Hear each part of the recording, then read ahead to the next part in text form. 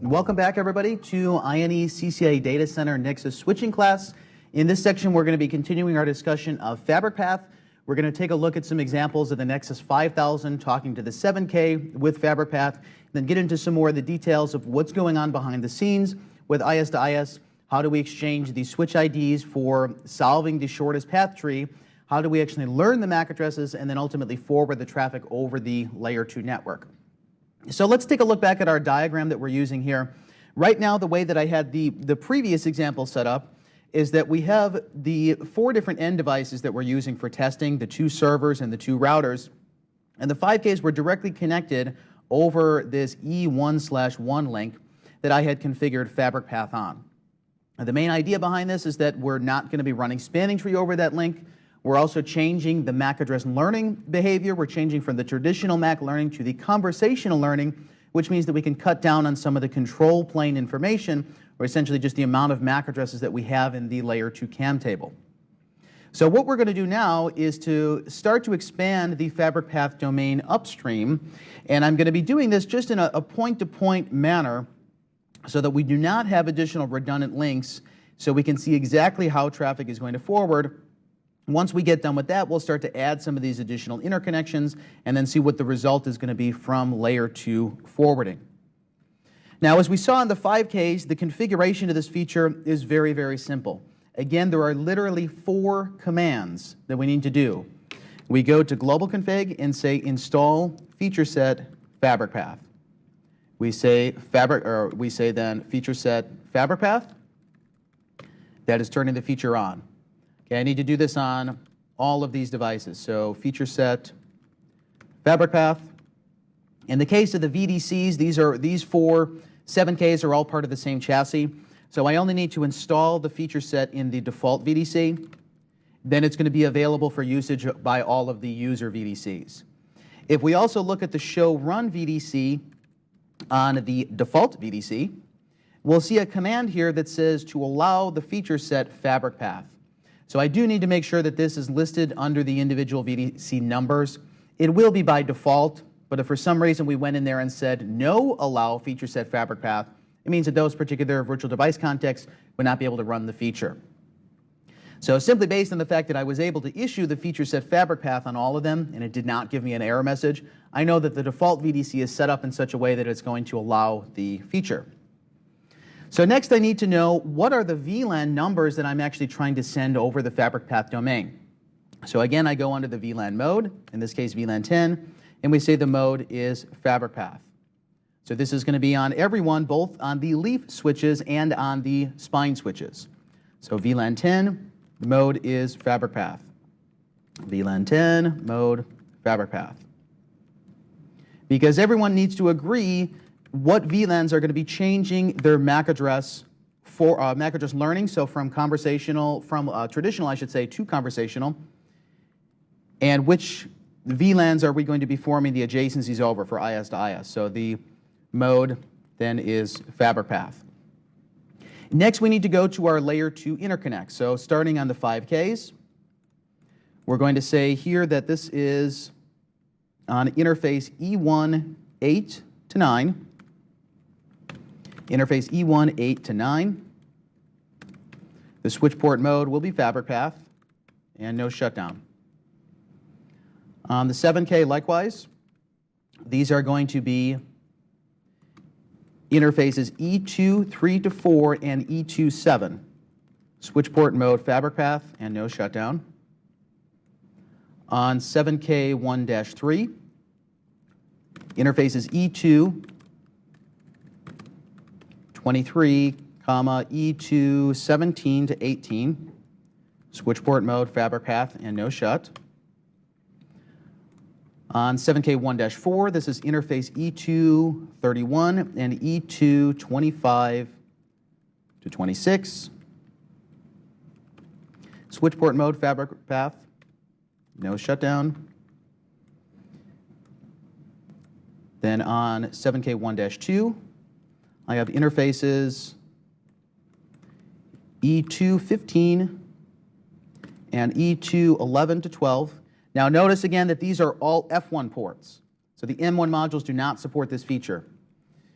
switch port mode FabricPath, no shutdown, and then on 5K2. So interface E1 8 to 9, switch port mode FabricPath, and no shutdown. This technically would be my full final functional config. This is the only thing that I need to do. Let's actually look at the forwarding now. So let's go, before we verify anything in the control plane, let's go to the servers here. And I want to generate some traffic to see, can I actually get the traffic to forward over FabricPath. So if we look at their link properties, these should all be in VLAN 10. So this here is server 3. Its address is 10.00.30. Then I have server 1 here.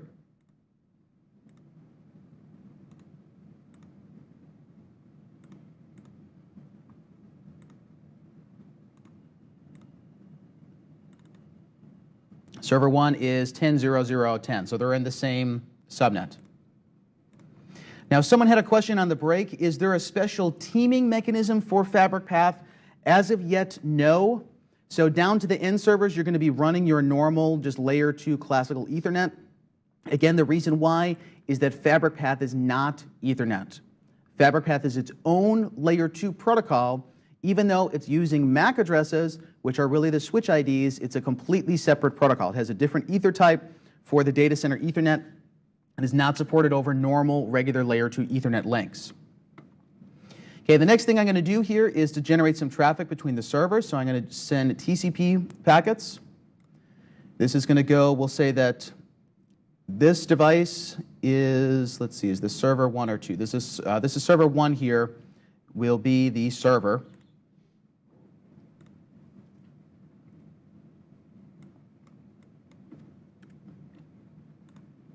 So server 1 is listening for TCP traffic. And server 3, let's generate the traffic. So TCP, I want to make sure I have a large window size. I'll say also my maximum segment size is large, let's say 9,000 bytes or so. Then the server is 10.00.10.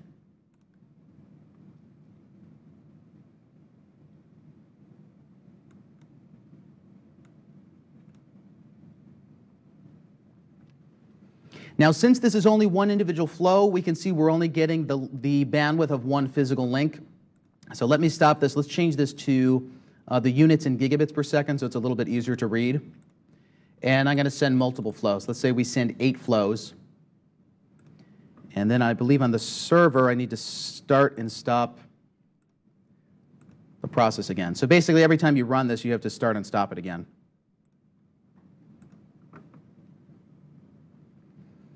So I now have 8 flows, and let's see, what is the aggregate of the bandwidth? The aggregate is starting to crawl up. Okay, so there it's about 2 gigs. So it should be about line rate that we're getting now. So now let's take a look at how is the traffic actually forwarded. If we go back to our topology, the traffic is coming in from server 3, so this is the TCP traffic generator. It's going to 5K2. We have 2 links on our uplinks, E1.8 and E1.9. So let's go to 5K2. Let's look at show interfaces E1.8 to 9. And I want to know, let's also set these both to load interval counter number 2 is 30 seconds. So we don't have to wait 5 minutes to see how much traffic is being sent. So show interfaces E1.8 to 9, and I want to know what is the output rate.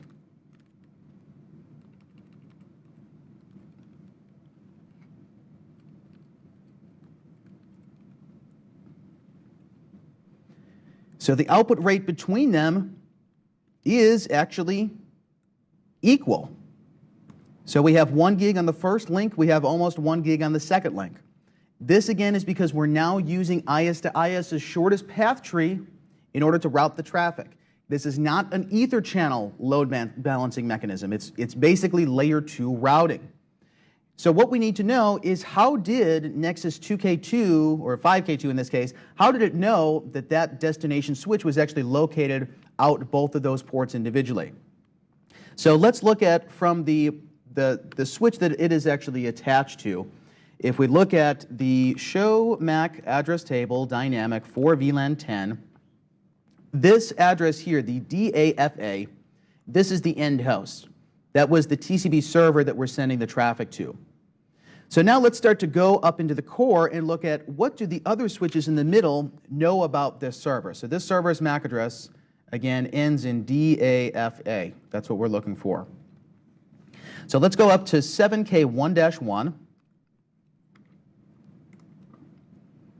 And we will show MAC address table dynamic VLAN 10. DAFA, we have this MAC address listed in here. But notice what is the destination. The destination is not a connected physical port. Instead, what this actually is the FabricPath switch identifier. So this number here, this is automatically generated once we start the FabricPath process. And again, this would typically be why you would want to change the FabricPath switch identifier manually. So from a verification and a troubleshooting point of view, it's going to make it a little bit easier for us to figure out which switches is it actually telling us that these devices are located on. So that's the next step I'm going to do here before going further with the verification, is to change the switch IDs. So let's go to global configuration on 5K1, and we're going to say that the FabricPath switch ID is 51. This is for 5K1. So continuing on to 5K2, let's say that the FabricPath switch identifier is 52. On 7K1, I'll say that the FabricPath switch ID is 71. And so on and so forth. Again, just to make sure that our verification is a little bit cleaner. FabricPath switch ID 72. FabricPath switch ID 73. And FabricPath switch ID is 74. Now, to make sure that this is actually going to apply, I'm not 100% sure if this is an event-driven process, but in any case, we can force it to apply by saying clear FabricPath ISIS adjacencies. That's going to reset our layer 2 ISIS process. And let's turn monitoring on to the console, or to the VTY terminal monitor.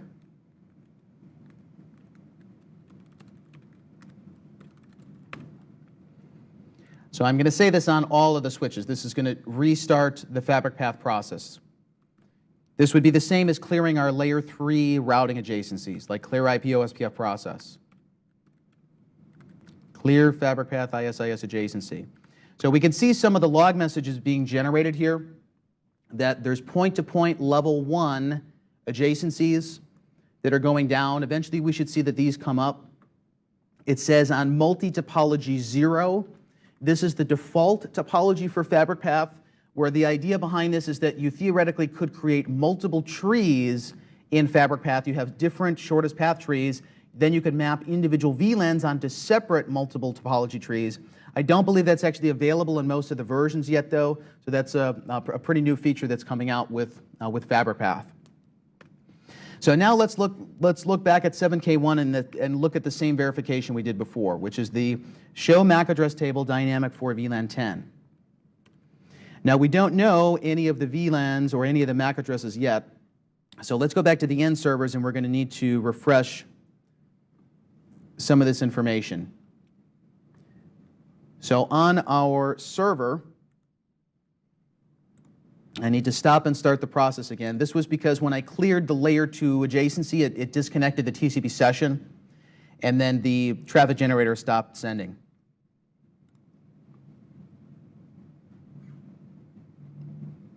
So we can see we do have reachability again.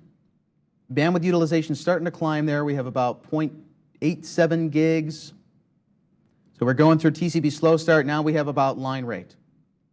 Because as we know with TCP, it starts with small exchange, listens for the acknowledgments. As the acknowledgments start to come back in, we start to increase our window size, and eventually we can theoretically eat up all the bandwidth with just the TCP protocol, which is what we're doing here, is just generating line rate traffic essentially. So now let's look at the show MAC address table dynamic. We see DAFA. Again, that's server 1. That's the listener. And then this is server 2, this is the sender. What is the key point to note here is that server 1, it says, is located on switch ID 51, which is Nexus 5K1. Then the other server, server 3, is located on switch ID 52. So essentially, this is how we are doing our layer 2 MAC routing with IS to IS. So IS-IS is used to exchange the switch IDs. We build the shortest path tree based on the switch IDs. Then in the actual FabricPath data plane, what's happening here is that when the packet is coming in, it's coming in from the classical Ethernet network. So this down here, this is classical Ethernet. It comes into the FabricPath edge router, or what we call the leaf router, leaf switch. The leaf switch is taking that TCP traffic, and we're encapsulating it. Of course, it has a regular Ethernet header. It has an IP header. It has an Ethernet header. Then we're putting the FabricPath header on it. Now, what the FabricPath header is saying is that the source of the traffic is in 5K2. The destination of the traffic is in 5K1. Because we already know, based on the flooding of MAC addresses, where the destinations are located. We also know, based on the IS-IS layer 2 routing exchange, who are the different nodes in the shortest path tree, so who are these switch IDs. We know the shortest path to them, and then we can encode this in the data plane. So again, essentially we're doing a FabricPath over Ethernet tunnel, or the other way around. It's actually an Ethernet over FabricPath tunnel that's going through the core of FabricPath. So we will see in the middle of the network, these devices do need to know the MAC addresses about the end hosts, but since we are running that conversational learning, they are only going to know the MAC addresses that are actively forwarding the traffic. So if we look at this output basically anywhere in the topology, let's look at it on all of the switches, and then we're going to compare it. Different switches will have different copies of the CAM table. In normal layer 2 Ethernet switching, that is not the case. Essentially, all switches would have the same copy of the CAM table because we're learning based on flooding. When we flood everywhere. As long as we're talking about the same VLAN, which is VLAN 10 in this case, the VLAN 10 CAM table should be synchronized on all layer 2 switches. Now here we see the first 5K has 3 MAC addresses. We go from 5K1 to 7K1. This is our entrance from the classical Ethernet to the FabricPath domain. We get to the FabricPath spine switch. We have 3 MAC addresses, which are router 3, the 2 end servers, but we don't see router 2 in here. We're going through the core. We go from 1 to 3, from 3 to 4, from 4 down to 2. So all of these are learning router 3's MAC addresses in the servers, but we're not learning router 2's MAC address. Okay, notice 5K2 is learning router 2's MAC address, but it's not learning router 3's because there's not yet any unidirectional or bidirectional, I should say, communication between those end hosts. So if we were to go to router 2 and do a ping that goes over to router 3, we should see that now the devices will learn that MAC address. And essentially, this CAM table becomes the layer 2 routing table. So in the core of FabricPath, this is one of the spine switches. It says to get to the MAC address of router 2, we need to go to switch ID 52. To get to the MAC address of router 3, we need to go to the switch ID of 51. We can then see the details of what's actually going on behind the control plane if we look at the show FabricPath, and you'll see that there's not too many verifications we can go through here, but the control plane is going to be based on IS to IS. So we could say show FabricPath IS-IS adjacency. This shows the connected neighbors that we are forming the adjacency with. If we show FabricPath IS-IS database, this is going to show us in the overall shortest path tree who are all the switches that are making up the network. So in this case, there are 6 switches. Now there is a feature that's enabled here under IS-IS for FabricPath, and it's actually the same as that would run under your normal IS-IS process. But if we were to say FabricPath domain default, this is what gets us under the IS-IS routing protocol config for FabricPath. So there are some options that you could change here. So we could do authentication, which is going to be like our normal MD5 IS-IS authentication, but in this case the control plane is for FabricPath. We could change the link state packet advertisement information, like how often do we generate LSPs, what is going to be the maximum age that a link state packet can be in the database. We could change what are the timers going to be, like how often does the SPF calculation run. This would be for very, very large topologies. If we needed to do some optimization on ISIS in the background, you could actually change those. Okay, what I want to show here is if we were to say, let's also look at another one first here before I make any changes, which is show FabricPath ISIS trees. This does show us inside the topology what are the particular switches and what links are they located out. So we can see, for example, and let's look back at our topology diagram here. Let's look at this verification from, we're looking at it on 7K1-3, I believe. Yes. Okay, and it has two adjacencies with switch 4, 7K1-4. This is via E1 or E218, which is this link here. And we see that there are other ones reachable out. Actually, let's look at the show FabricPath ISIS adjacency. So we do have two adjacencies here. Let's now look at, let's go back under the routing config, which is the FabricPath topology default. No, FabricPath domain default. And I want to say no hostname dynamic. Then let's look at the show ISIS database, show FabricPath ISIS database. Normally, ISIS runs this command automatically, hostname dynamic. The same is going to be true for your regular IPv4 or IPv6 ISIS routing. What this does normally under layer 3 ISIS routing is take your network entity title addresses, so basically your ISO NSAP format, and then convert that to the host name, because the host name is advertised as one of the TLV attributes in ISIS. Here with FabricPath, what it's doing is hiding basically what are the outer destination addresses that are used for the actual switching of the data plane. So if we look at the output here of this, the show FabricPath ISIS database, these essentially MAC addresses are corresponding to the individual switches that are in the topology. And these are the numbers then that would be used as part of the control plane advertisement to figure out who are the switches in the topology, what are the links that they are interconnected by, and then how do we solve the shortest path tree. So what's the resulting routing? Okay, but to simplify this, I'm going to turn this back on because otherwise we would have to constantly correlate what are the MAC addresses between the devices. So host name dynamic, show FabricPath ISIS adjacency, and show FabricPath ISIS database. This tells us what are those particular devices. Okay, if we were to also look at the database detail, this shows us the actual routing. Now, I'm not going to go through all the details of decoding this because this goes into the link state behavior of ISIS and how shortest path first works with the candidate database and the shortest path tree. We basically run a mathematical search behind the scenes that figures out who are my connected neighbors, who are their connected neighbors, who are their connected neighbors, and so on and so forth. We do the recursion through the tree, we figure out what are the cost values, and then ultimately we can solve the shortest path tree by doing the mathematical search.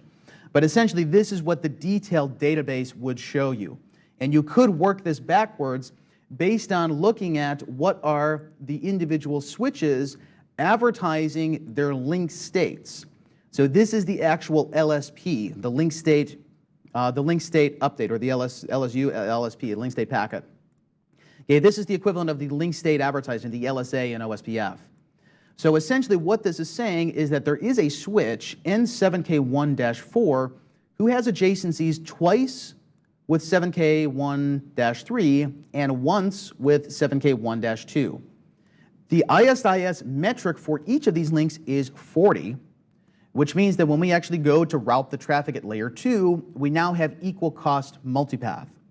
Now we can go ahead and change these metric values, and there's minor fields that you can change that are related to ISDIS, but in 99% of the applications you don't even need to do this. And this is why FabricPath is such a nice implementation, that you simply turn the feature set on globally, you change the mode of the VLANs to run as FabricPath, then specify the FabricPath core ports with your switch port mode FabricPath, and that's pretty much all that you need to do. Now, another kind of best practice would be anytime you're running a control plane protocol, you would also want to add security to it.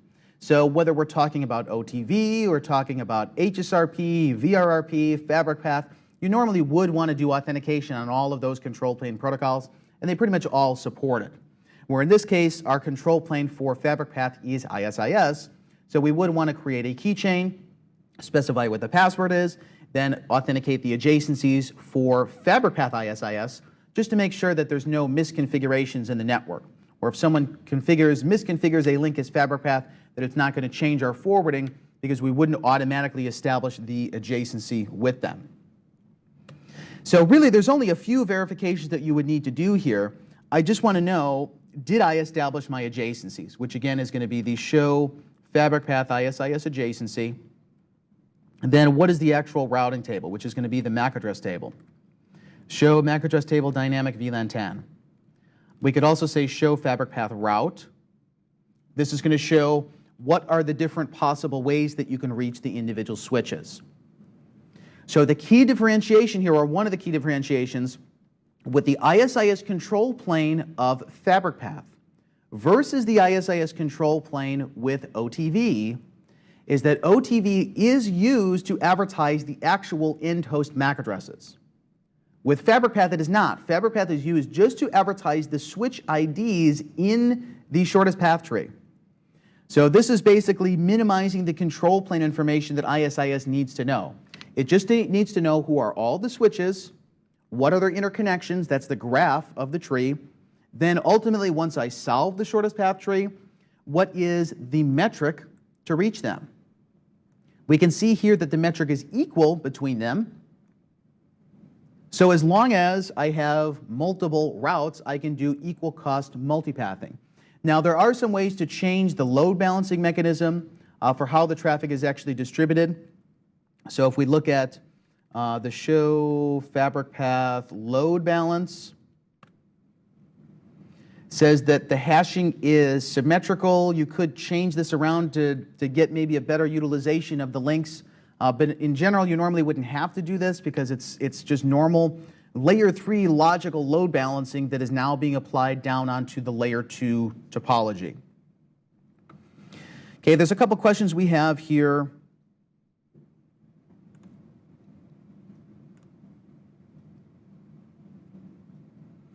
I'm not clear how FabricPath leaf learns another leaf end node. If it's encapsulated in its own MACs, how does it populate the forwarding database with inner MAC addresses on the leaf nodes? Okay, so there's basically two separate processes that are happening behind the scenes. The first thing that happens is that we start FabricPath on the links, which means we're initiating ISIS. Okay, ISIS is using its own layer 2 transport, so it's basically sending layer 2 multicasts where CLNS is directly encapsulated on Ethernet. Okay, the CLNS packets are sent back and forth to figure out who are the routers running ISIS, what are their network entity titles, what are the levels, what is the authentication. That's the normal ISIS exchange. Okay, once we go through the adjacency, then we go through the link state database exchange. So I tell you my routes, you tell me your routes. But in this case, the routes are the FabricPath nodes and then the FabricPath links that are interconnecting them. So it's the same logic as OSPF or regular ISIS, but now it's being applied to layer 2 routing. Okay, so now we know what does the network look like, who are all the switches, and how do I reach them. Now I didn't yet tell you who are the actual MAC addresses. So the way that this works is if we look at the more specifics of the data plane, when the packet is coming in to FabricPath. So let's say that we have, and let's simplify this diagram a little bit. Let's look at this within the scope of just a couple of the routers. Let's say that we have router 3 on the left, and we have router 2 on the right. So we're trying to get connectivity between them. It's going in this direction. So the FabricPath devices already know what the tree looks like, what the SPT, the shortest path tree, looks like based on ISIS doing its calculation. But they don't yet know any of the end hosts. So how do we know about the MAC addresses? It's going to be the same logic as regular MAC address flooding. So router 2 sends a packet into the network. Let's say it sends an ICMP ping. The destination at layer 3 is unicast. Once the switch receives this, it doesn't yet know where the destination MAC address is. So it's both a layer 3 unicast and a layer 2 unicast. So this is assuming like router 2 already knows the MAC address of router 3. So from this switch's point of view, this is an unknown frame. It's an unknown unicast.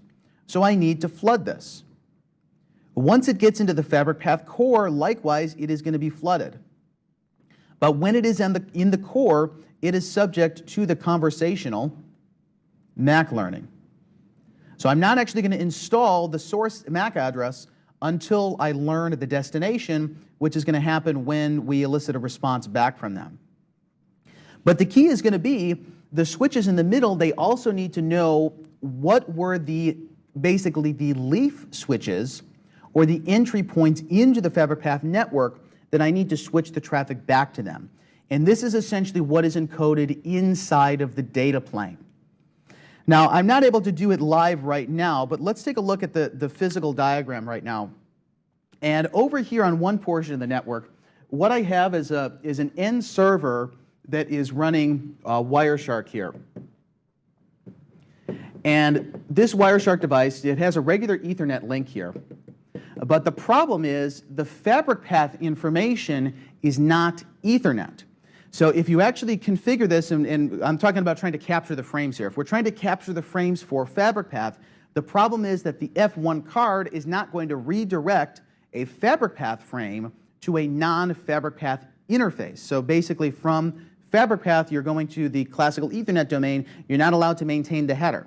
You have to decapsulate it. You're basically the leaf node in that case. So you end up in this strange situation that you're not actually able to capture the data plane simply because FabricPath is not Ethernet. So one of the ways that I solved this here was to put an actual layer 1 tap in the network. So there's an additional layer 1 device here, and this is configured now as 1 gig E that's going between two of the 7Ks that is making a layer 1 copy of the frames and then redirecting it to the packet analyzer, to the Wireshark. So I'm not going to look at we're not going to show the actual capture of the frames, but what I want to show is the result of this. What do the actual data plane frames look like? And this is going to be an ICMP echo and reply over FabricPath. And I'm not sure if I have, let's see, I think I also have the ISIS control plane, which I do. Okay, this one here is regular FabricPath, or excuse me, this is not FabricPath, this is ISIS. Okay, ISIS doesn't get encapsulated in FabricPath because ISIS runs natively over layer 2. This is the reason why you want to use that for the control plane. So if we look at here inside of the ISIS packets, let's look for an LSP itself, like an actual advertisement. We can see here that there's Ethernet here on the outside, and inside of Ethernet, this is the ISO protocol stack, this is CLNS. So we have ISIS here directly encapsulated inside Ethernet. It's using its own transport. Then inside the LSP DU, the link state protocol data unit, this is the actual routing update. Okay, in the routing update, you're going to have these extended type length values that are actually used to advertise what are the switch IDs. Now, when I was going through this and looking at the details of the LSPs, you'll see that you actually get these unknown packets because Wireshark doesn't know what the frame format is for FabricPath. Because it's not an open standard protocol, it's a Cisco proprietary implementation. They're just using ISIS with its extensibility in order to advertise these link state updates. So this is basically the routing advertisement, but Wireshark doesn't know how to decode it because it's not a normal standard ISIS update. Okay, then if we look at the actual data plane, this is like a ping, an echo and reply between the two end hosts. And if we look inside the data, basically Wireshark doesn't know what to do with this because it's the full IP packet header. So it's 1,500 bytes plus the additional FabricPath header on top of it. It sees some of this is Ethernet, but the Ether type is 8903. This is the DCE, Data Center Ethernet, or basically this is the FabricPath header. But what you would see here in the source and destination, it says the destination address is 020033 coming from 020034. And these are talking about the 5Ks. If I were to open up my calculator here, and in this example I was having the same type of setup we do now, where the switch IDs of the 5Ks were 51 for 5K1 and 52 for 5K2. If we plug this in hex, 33 in decimal is 51. And 34 in hex, decimal is 52.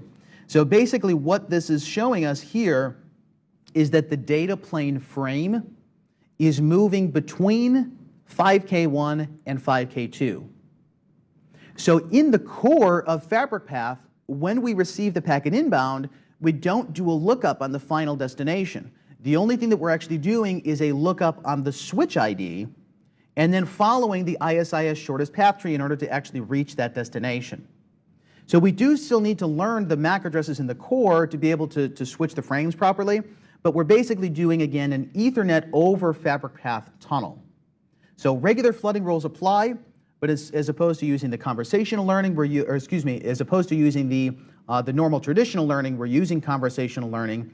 Then in the data plane, we're encoding the switch IDs in the FabricPath header. That's basically similar to logic like how MPLS VPNs work, where we're adding an additional tag on top to say, this is my ingress of the network, this is my egress of the network. You guys in the middle, as long as you can get me to the egress is going to know where the actual destination is. And that's, again, what we saw here when we look at the MAC address table. In the core, when we show MAC address table, it says to get to 0000002, go to switch 52. Or to get to 003, go to switch 51. So based on this, I then can consult the shortest path tree, which is the show FabricPath route. It says to get to 51, I'm going to go out either this link or this link. They're both an equal cost of 40, so now I can do load balancing between the two of them. And if we look at the show interface E23, and let's look at the include the input rate or output rate. And this is E23 to 4.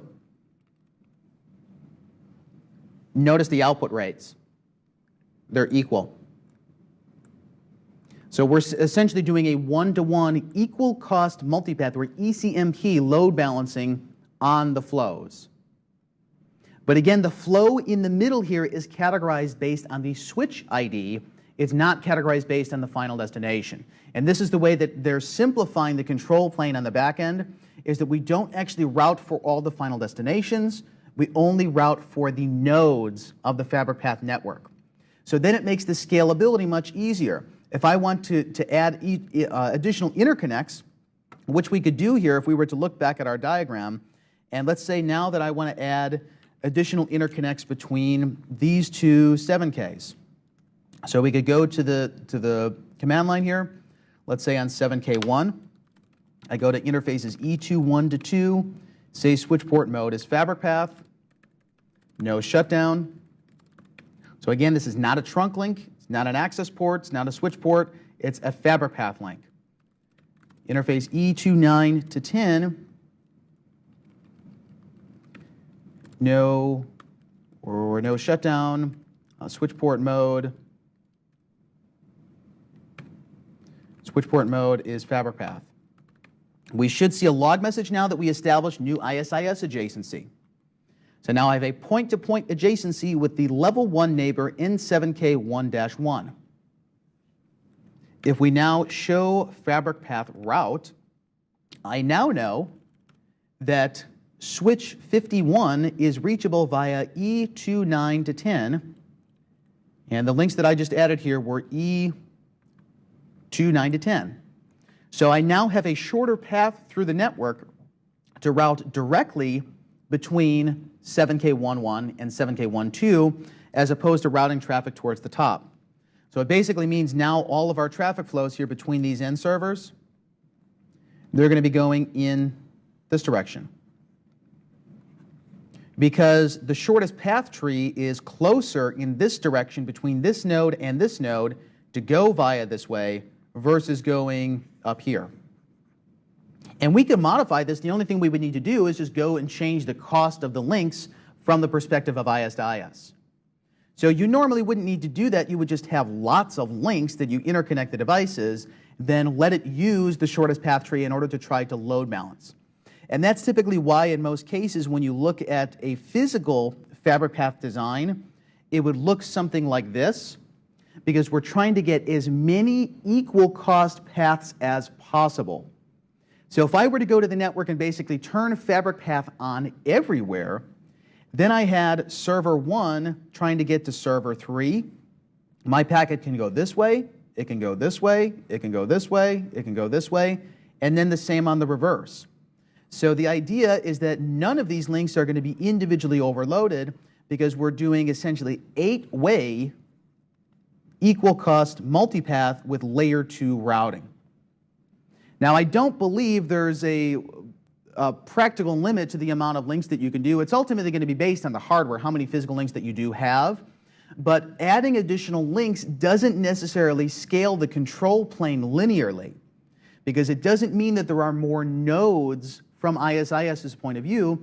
And we already know that ISIS is hugely scalable, because service providers have been using ISIS for 15, 20 plus years already to do their layer 3 core routing in large, highly meshed layer 3 topologies. And that's essentially what we're doing here, but we're doing it with a highly meshed layer 2 topology.